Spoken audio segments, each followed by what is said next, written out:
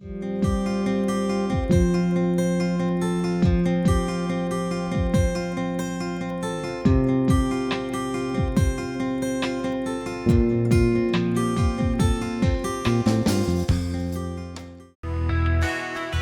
Vijay Lakshmi is working as a professor in the Department of ECE, Anna University, Chennai. She has more than 17 years of experience in teaching. She has published more than 90 papers in international and national journals and conferences. She has organized more than 10 workshops and has attended more than 40 workshops and seminars. She has guided more than 100 projects in both UG and PG level. She is supervising 14 research scholars. She has established an AICTE-sponsored MODROB project for VLSI lab. She has an endowment award for the top rank holder in PG degree and has 4 cash awards for producing 100% of result in Anna University curriculum. She is a life member in various professional bodies like ISTE and IETE. She has specialized in mobile communication, microprocessor and microcontroller, digital system, computer networking, and neural networks. Welcome to UGC lecture series, BSc Applied Electronics, Electronics Practicals 9, Microprocessor Programming. So before starting the programming, we will discuss about the architecture of 8085. Microprocessor mainly used for writing the programming. This is one of the 8-bit microprocessor mainly used for data manipulations and also used for arithmetic and logical programmings. We will discuss the architecture. It is a 8-bit general purpose processor and having the 16-bit address lines. So based on the address lines we can calculate the memory. 2 power address line will define the memory capacity of the processor. So 16 address lines, 2 power 16, nearly 64 kilobytes of memory. It is a 40-pin IC which is operated with the plus 5 volts DC volts. The maximum operating frequency is 3 megahertz. The signals in the 8085 mainly classified as address bus, data bus, control and status signals, power supply signals, externally initiated signals and serial IO signals. So in 8085 it has a 16 address lines which are denoted with A0 to A15.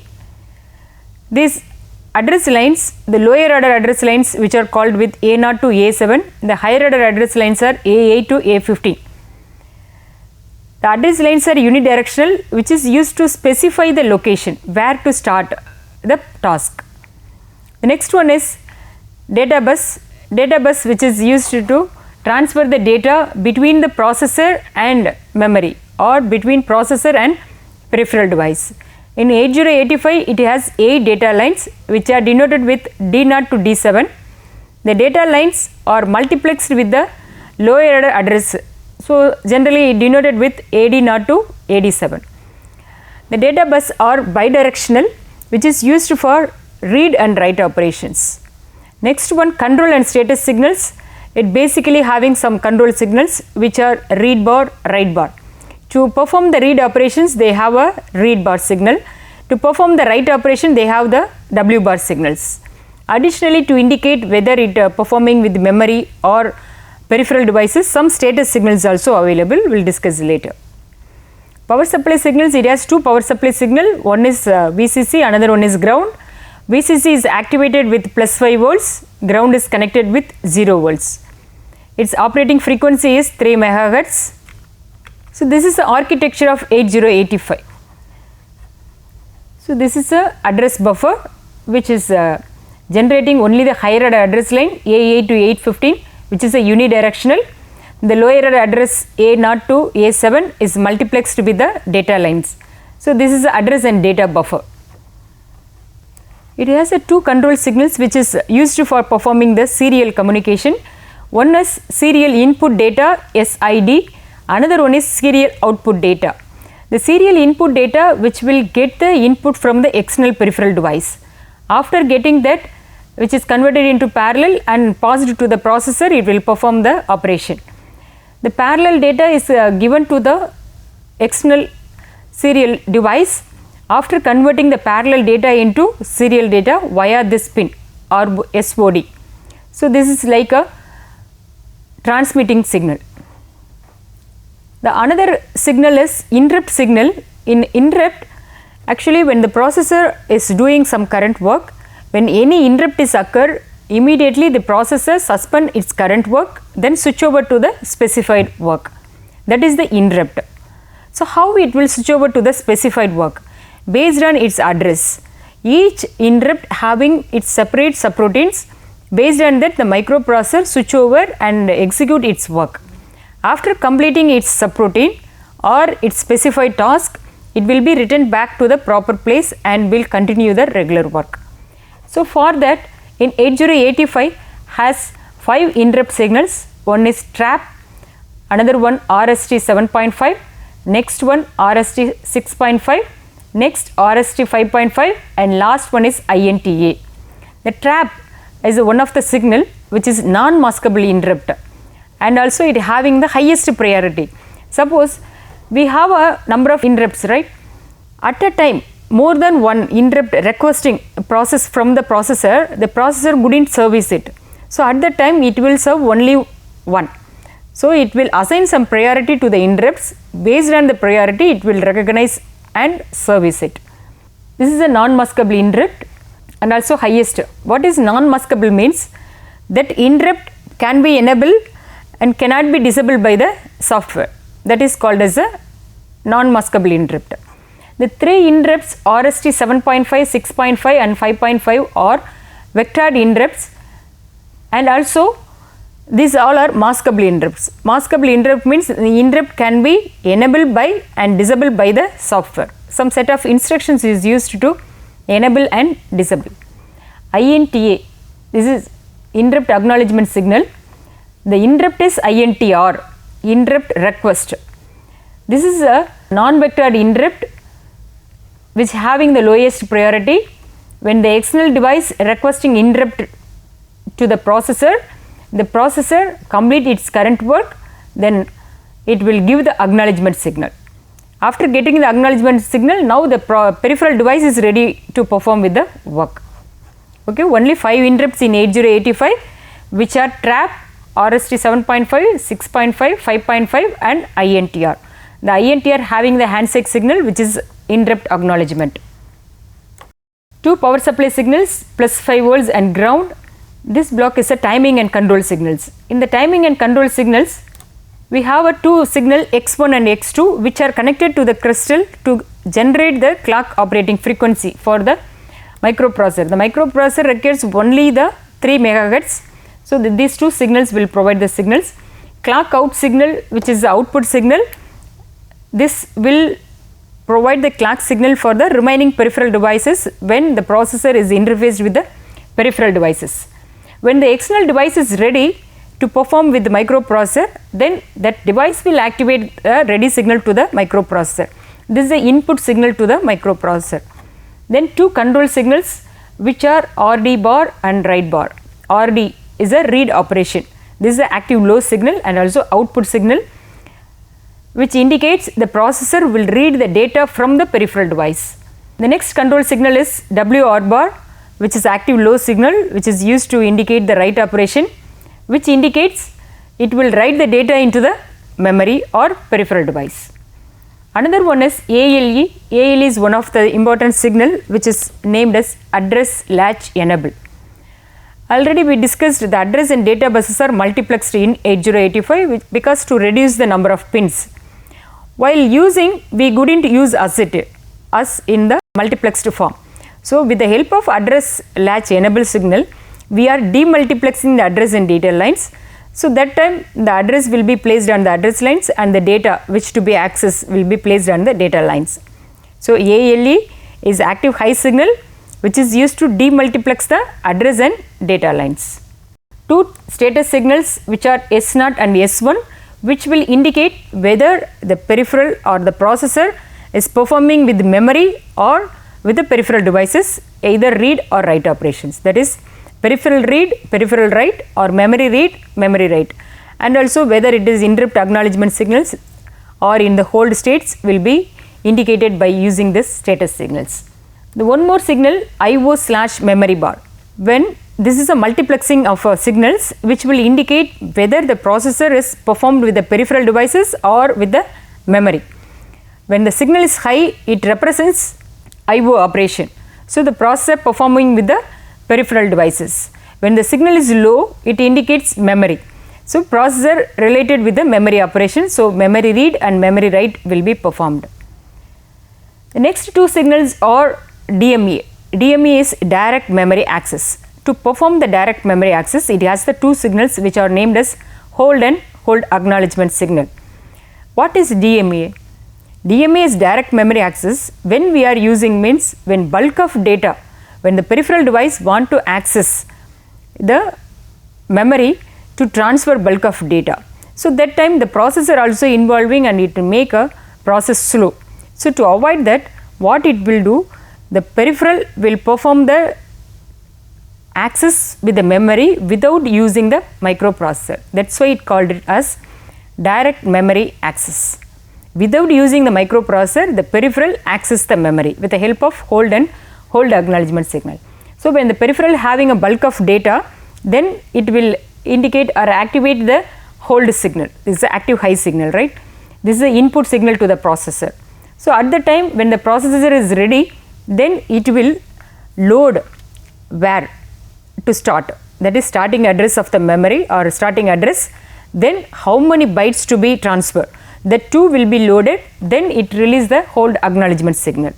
Once the peripheral device get the acknowledgement signal, then immediately it will disconnect the microprocessor. With the help of external bus controller, it will do the data transactions with the memory. For every transactions or every access, the byte, the number of byte will be reduced. When it reaches 0, automatically the signal will be high and the control return back to the microprocessor. The next important signal is reset, which have two signals, one input and one output signals. The reset in, which is the input signal, when it receives the signal, then it will reset the processor. Reset the processor means it temporarily clear its registers and also the program counter. Reset out, when we are pressing this button, automatically the peripheral devices which are interfaced with the microprocessor will be reset. Reset means clear its current work. Then it have one of the accumulator, which is a special register in 8085, is a 8-bit register which is used to perform the arithmetic and logical operations.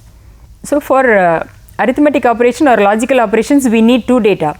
So, one of the data should be loaded in the accumulator, another data may be loaded in any one of the register. So, for that purpose the accumulator is used, and when the processor interfaced with any external devices, via the accumulator only we can perform the communication. That is why the accumulator is called as a special register. Then it has a temporary register before performing the arithmetic operations. Then it has the flag register. Out of 8 bits, only 5 bits are used. So, later I will show the structure of the flag register and will discuss. Flag register mainly used to indicate the status of the arithmetic and logical operations. Instruction decoder and machine cycle encoding. In 8085, after writing the program is converted into the mnemonics, that is opcode. That opcode only we are typing here. So, once after receiving the opcode, it will decode what is the meaning of its instruction, either addition, subtraction or move. Based on that, it will decode or it will collect the data and load into the register, then it will perform. That functions will be performed by the instruction decoder. Then the instruction decoder, the same thing only. So, this is a register structure. So, before writing program in 8085, we have to know what are the registers in 8085. So, in 8085, it has a 6 general purpose registers which are named as B, C, D, E, H and L. So, these 6 are the 8-bit registers which are used for the 8-bit operations. Suppose if you want to do the 16-bit operations, that time the registers B and C are paired as BC register pair, D and E are paired as DE register pair, H and L are paired as HL register. So, either you can use it as a 6 8-bit registers or 3 16-bit registers. The another one is stack pointer, which is one of the 16-bit memory pointer which is used as a temporary memory during the program execution. So we can access the data, either read or write into the stack with the help of the two special instructions which are called as push and pop. Push instruction is used to write the data into the stack pointer. Pop is used to read the data from the stack pointer. So how we are read and write with the principle of LIFO. LIFO is last in first out, which we have stored as a last should be read as a first. So the principle of stack pointer is last in first out. The next one is program counter. This is very important for program execution. This is a 16-bit memory pointer. This program counter is automatically increased by 1 while program execution, or this is one of the important memory pointer which is used to maintain the sequence of program execution. Then incrementer decrementer, which will used to increase the address or decrease the address after every access. So this is the architecture of 8085, which have a serial input output communications with the interrupt, time and control signals, address and data buffers with register structure and accumulator, special register, flag register with instruction decoder. Next we will discuss the pin diagram of 8085.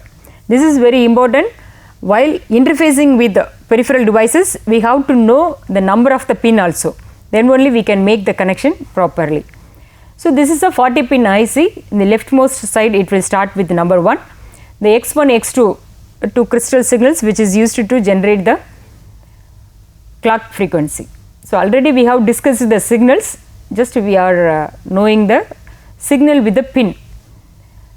Reset out, which is used to reset the peripheral devices, these two for the serial communication. These 5 signals are interrupt signals, these two are the serial signals.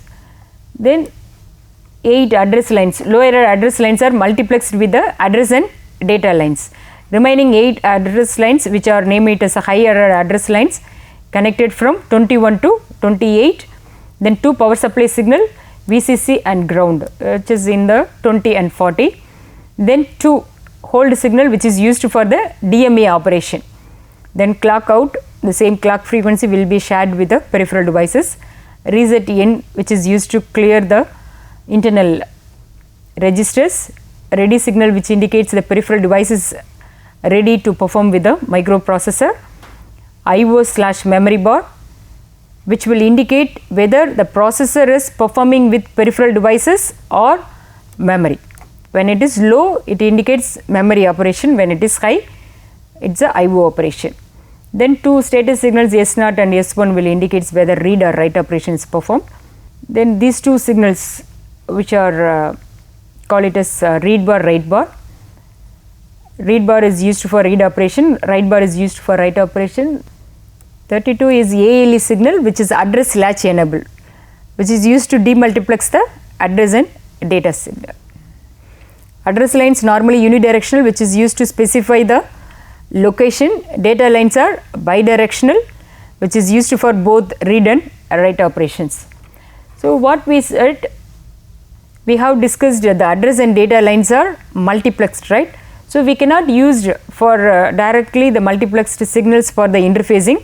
So we have to demultiplex with the help of latch. So the latch having the enable signal. So the ALE of 8085 is connected to the enable signal of the latch. This is the octal latch. Octal latch means it's a 8 input and 8 output.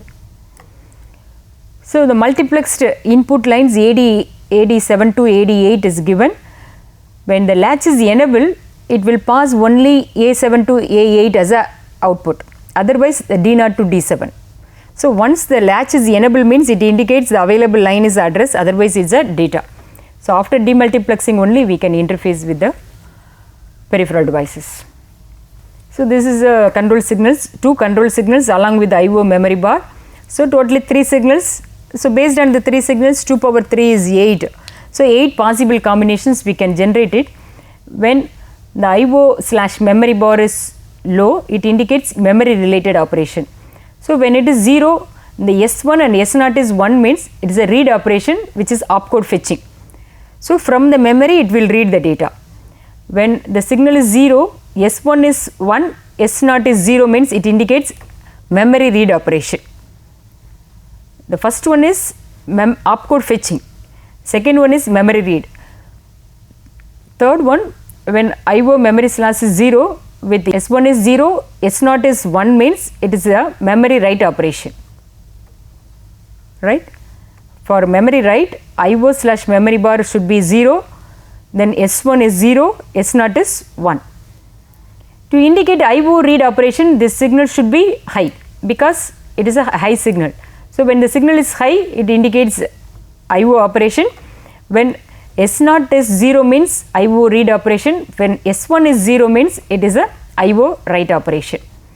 When all signals are high, it indicates interrupt acknowledgement signal. This is acknowledgement for INTR, interrupt request signals.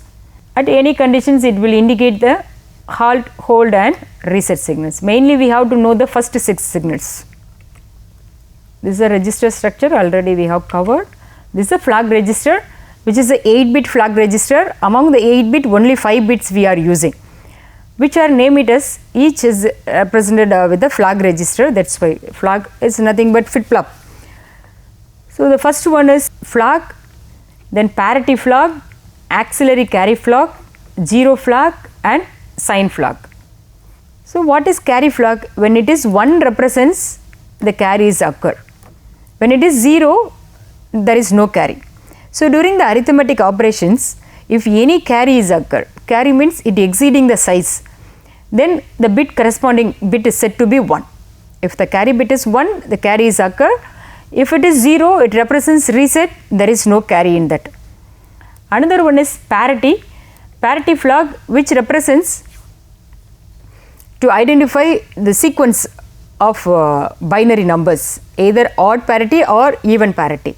How to identify odd parity or even parity is depends on counting the number of ones in that. If the number of ones in the sequence is odd, then it is called as odd parity.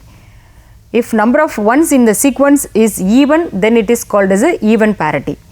So, how we are identifying means, if it is 0, then it is called as a odd parity. When it is 1, then it is called as a even parity. The next one is auxiliary carry. This is one of the carry flag which is used during the BCD operations. In the BCD operation, if any carry occur in the lower nipples to higher nipples, that is the carry occurred from 3rd bit to 4th bit. ZF, there is a 0 flag which represents the previous resultant value is 0, then the flag is set. The flag is set means the 0 is occurred in the previous resultant. If it is 0, it represents reset, there is the resultant value is non-zero.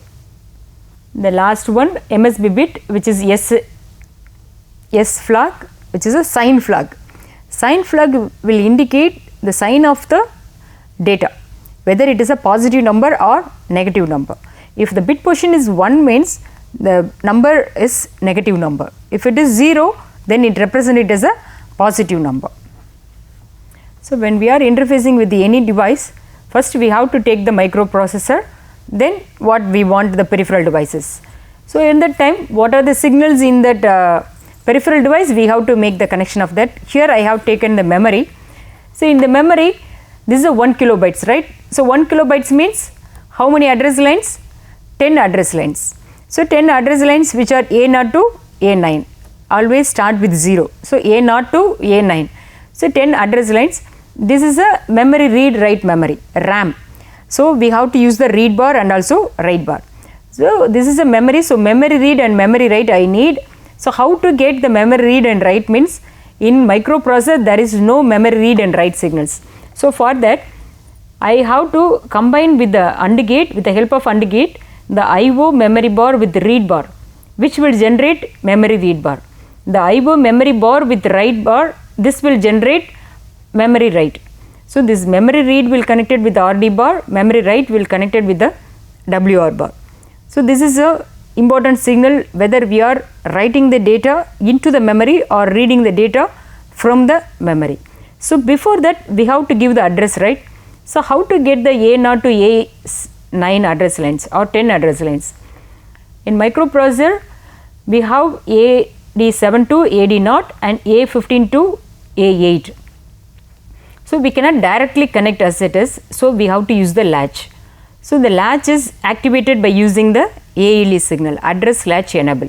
Once the latch is enabled, then it will generate only the address lines A0 to A7. So, these signals will be connected to the address line of the memory. Remaining address lines accessed from the higher order address lines. The data lines are directly connected. The remaining unused address lines are connected to the SIP select signals. This will be clearly discussed in the interfacing session, right. So, how we are making the address connection means via the latch, then we have to make the sure of how to connect read bar and write bar signals. In today's session, we have discussed about the architecture and pins and signals in 8085, what are the general purpose registers along with the flag register, and the position of the flag register when it will set and reset have discussed. So, from today's session, can you answer this? How to demultiplex the address and data lines?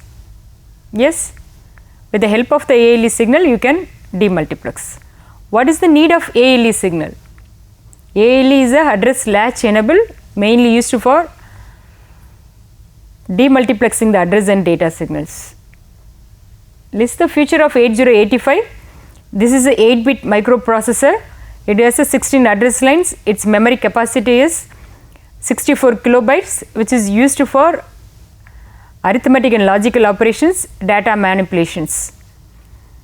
Write the signals of 8085. It has address signal, control signal, then interrupt signals, serial communication signals, and externally initiated signals like DMA signals, reset signals, control signals. Draw the flag register format. It is a 8-bit which having carry flag, 0 flag, auxiliary carry flag, sign flag and parity flag. Thank you.